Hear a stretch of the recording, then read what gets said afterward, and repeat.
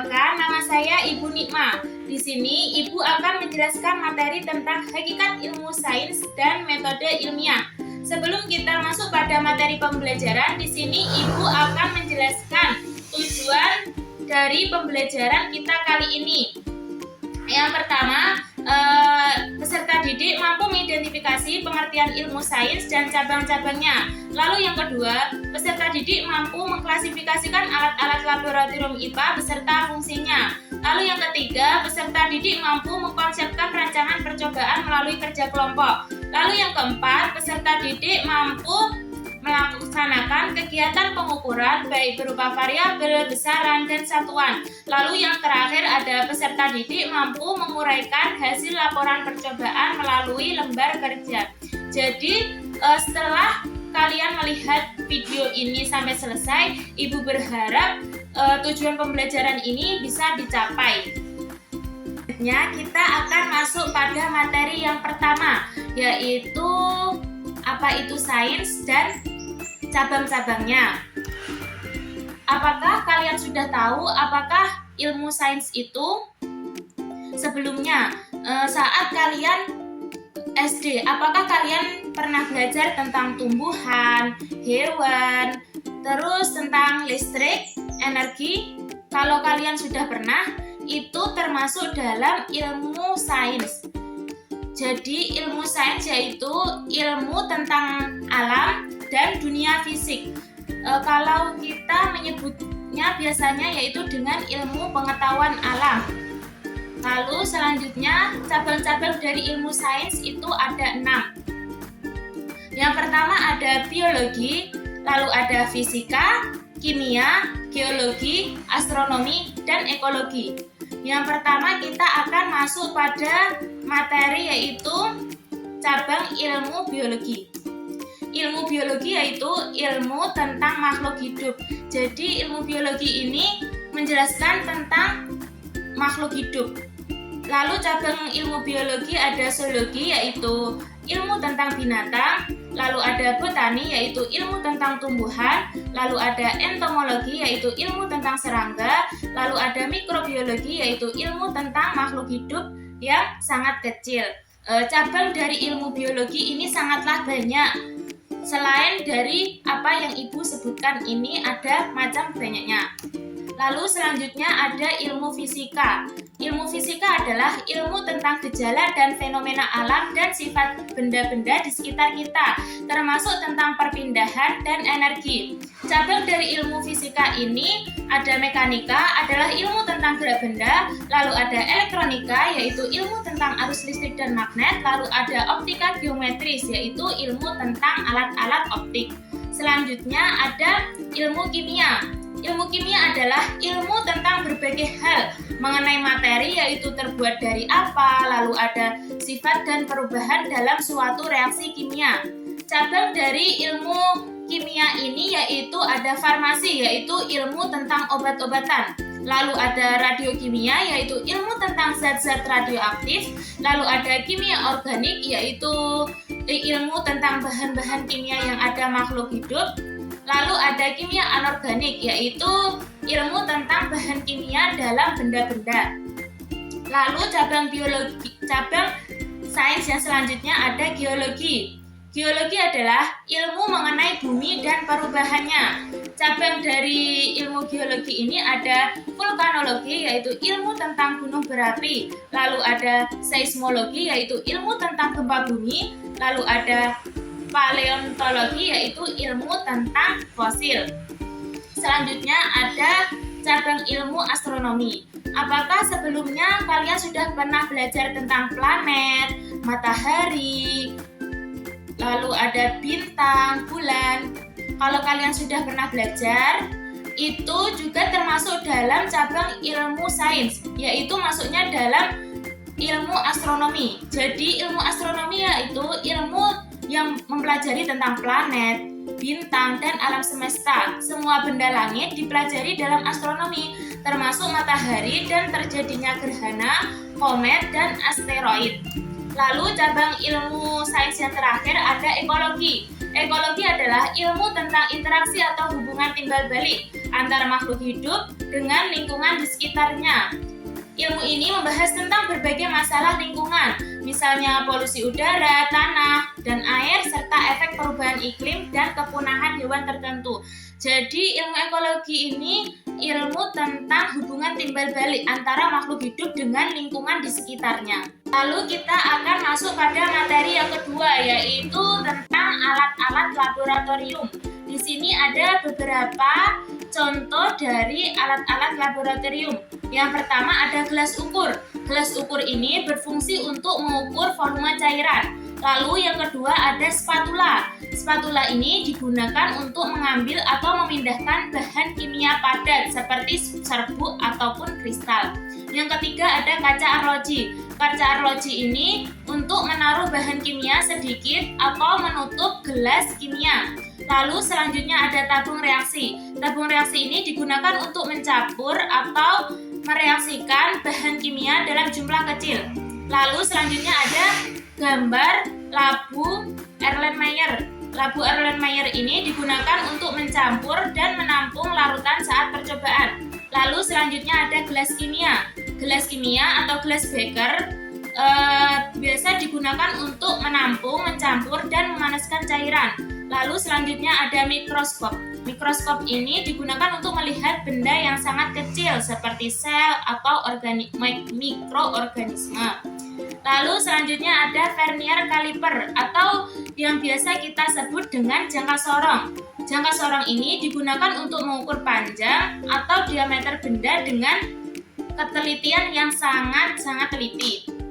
Lalu selanjutnya ada kacamata pelindung. Kacamata pelindung ini digunakan untuk melindungi mata saat melakukan percobaan. Lalu selanjutnya ada termometer.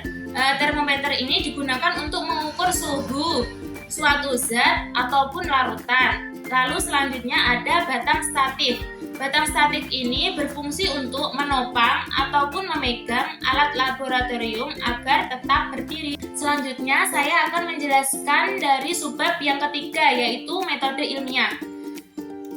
Nah, metode ilmiah ini mempunyai beberapa tahapan, yaitu yang pertama ada melakukan pengamatan atau observasi, yang kedua membuat hipotesis atau mengidentifikasi variabel, lalu yang ketiga membuat rancangan percobaan, yang keempat melakukan eksperimen atau percobaan, yang kelima mengumpulkan dan menyajikan data, dan yang terakhir yaitu menarik kesimpulan. Yang pertama yaitu melakukan pengamatan atau observasi. Pengamatan ini dilakukan menggunakan panca indera, termasuk melakukan pengukuran dengan alat ukur yang sesuai. Pengamatan ini bertujuan untuk mendapatkan informasi atau data. Lalu dari pengamatan maka akan mendapatkan masalah yang harus diselesaikan dengan percobaan. Lalu yang kedua membuat hipotesis atau mengidentifikasi variabel. Hipotesis ini merupakan perkiraan atau dugaan sementara dari jawaban terhadap tujuan percobaan. Lalu variabel ini terbagi menjadi tiga, yaitu ada variabel bebas, lalu ada variabel terikat, lalu ada variabel kontrol. Variabel bebas yaitu faktor yang bisa diubah, lalu ada variabel terikat yaitu faktor yang bisa diukur, lalu ada variabel kontrol yaitu faktor yang dibuat tetap. Lalu selanjutnya yaitu membuat rancangan percobaan. Membuat rancangan percobaan ini dilakukan sebelum kita melakukan percobaan atau melakukan eksperimen itu. Tahapan dari merancang percobaan itu ada 5. Yang pertama yaitu menentukan tujuan percobaan berdasarkan pengamatan, lalu yang kedua ada menuliskan hipotesis hasil percobaan, lalu yang ketiga mengidentifikasi variabel-variabel, yang keempat mendaftar alat dan bahan yang diperlukan, yang kelima yaitu menuliskan prosedur percobaan. Lalu tahapan metode ilmiah yang selanjutnya yaitu ada melakukan eksperimen atau percobaan. Eksperimen ini dilakukan untuk menguji hipotesis. Dari eksperimen yang dilakukan akan dihasilkan data yang dapat diolah dan dianalisis sesuai dengan tujuan percobaan. Lalu selanjutnya yaitu mengumpulkan dan menyajikan data. Dari hasil eksperimen yang disajikan dalam bentuk yang mudah dipahami pembaca,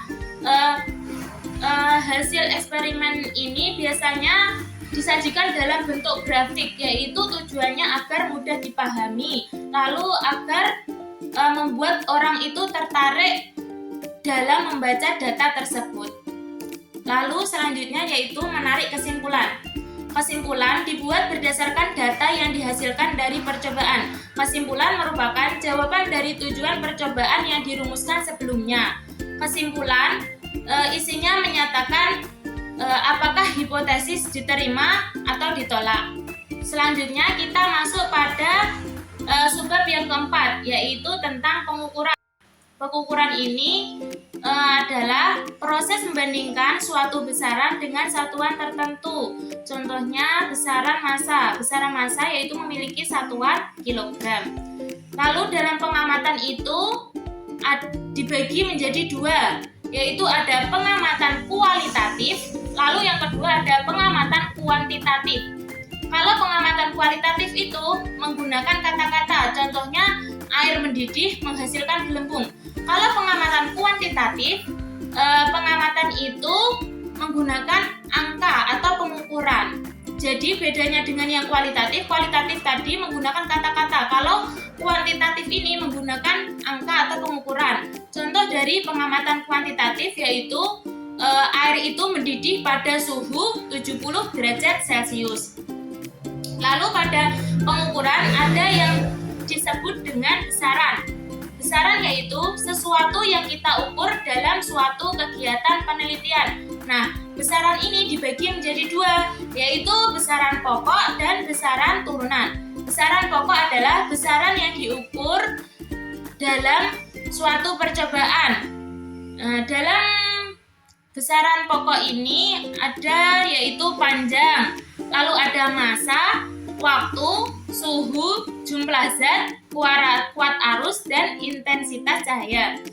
Yang kedua ada besaran turunan. Nah, besaran turunan ini adalah turunan dari besaran pokok. Contohnya yaitu kecepatan. Kecepatan ini adalah turunan dari panjang lintasan per waktu lintasan. Selanjutnya ada satuan. Nah, satuan ini adalah ukuran pembanding yang digunakan dalam pengukuran suatu besaran. Di sini ada contoh yaitu satuan panjang. Satuan panjang ada kilometer, hektometer, dekameter, meter, desimeter, sentimeter, milimeter. Setiap tangga ini kalau turun satu tangga maka dikali 10. Kalau naik satu tangga itu dibagi 10. Contohnya 10 meter itu berapakah desimeter? Yaitu kan 10 meter di sini ada di atas desimeter, jadinya turun satu kali tangga.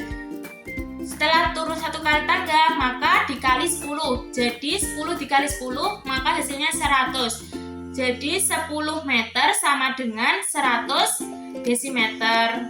Kita masuk pada subbab yang terakhir, yaitu pelaporan hasil percobaan. Nah, di pelaporan hasil percobaan ini menyajikan data percobaan serta menarik kesimpulan apakah hipotesis yang kamu buat diterima atau ditolak. Percobaan ini dilaporkan secara lengkap meliputi rancangan percobaan dan hasil percobaan. Jadi isi dari pelaporan hasil percobaan ini yaitu rancangan percobaan yang sebelumnya kamu buat dan hasil percobaan dari kalian melakukan eksperimen itu. Selanjutnya pada laporan hasil percobaan ini memuat beberapa, yaitu yang pertama ada tujuan percobaan. Nah, tujuan percobaan ini berisi apa tujuan kalian saat melakukan percobaan itu. Yang kedua ada hipotesis. Hipotesis yaitu dugaan atau jawaban sementara. Lalu yang ketiga ada variabel. Lalu yang keempat ada alat dan bahan. Alat dan bahan ini berisi apa alat dan bahan yang kalian gunakan pada saat melakukan eksperimen itu. Lalu ada prosedur percobaan. Nah, pada prosedur percobaan ini berisi langkah-langkah bagaimana kalian menggunakan langkah-langkah bagaimana kalian saat melakukan percobaan itu. Lalu ada pengumpulan dan pengolahan data hasil percobaan. Nah, selanjutnya data yang sudah kalian peroleh itu dikumpulkan dan diolah menjadi satu, biasanya dalam bentuk grafik. Karena dalam bentuk grafik ini supaya agar mudah dipahami. Selanjutnya yaitu yang terakhir yaitu berisi kesimpulan. Jadi kesimpulan ini berisi kesimpulan dari tujuan percobaan sampai akhir. Sekian penjelasan dari Ibu tentang hakikat ilmu sains dan metode ilmiah. Kurang lebihnya, Ibu mohon maaf. Wabillahi taufiq wal hidayah. Wassalamualaikum warahmatullahi wabarakatuh. Dadah.